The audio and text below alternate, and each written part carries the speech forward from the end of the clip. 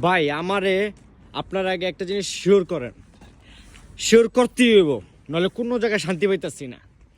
ভাই এই চুদলিং পংটা কি? এটা কি খায় নাকি এটা কারো ভালোবাসার নাম, না এটা মাথায় দেয়, না এটা গালি?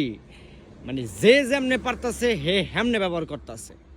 কেউ গালি হিসেবে ব্যবহার করে, কেউ ভালোবাসার উদাহরণ হিসেবে ব্যবহার করে, কেউ খাওয়ান হিসেবে ব্যবহার করে, কেউ টেকা হিসেবে ব্যবহার করে। উদাহরণ দিমু, এক বন্ধু আরেক বন্ধুর কাছে টাকা ধার চায়, মামা তোর পকেটে টাকা আছে? কয় হ আছে, চুদলিং পং আছে।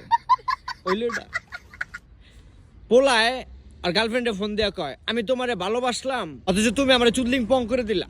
ওইল এটা। এরপরে এক বন্ধু আরেক বন্ধুরে কয় মামা আজকে তুই ট্রিট দিবি।